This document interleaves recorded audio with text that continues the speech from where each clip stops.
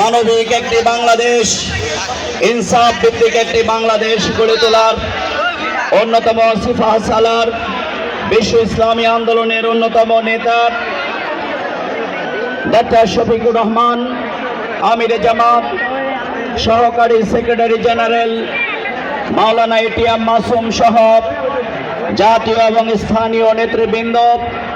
সংগ্রামী তৌহিদি জনতা, আসসালামু আলাইকুম রহমতুল্লাহি ওয়া বারাকাতুহু। আজকে আমাদের বক্তব্য নেই, আমরা বক্তব্য শুনব আমাদের আমিরে জামাতের, যিনি বিগত দিনের স্বৈরাচার বিরোধী আন্দোলনের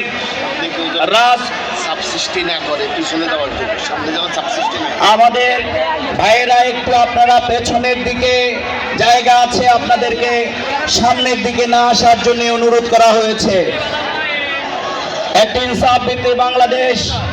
বৈষম্যহীন বাংলাদেশ গড়ে তোলবার জন্য যিনি 5 আগস্ট এই আন্দোলনের অন্যতম জাতীয় নেতা হিসাবে ভূমিকা পালন করেছিলেন, আজকে একটি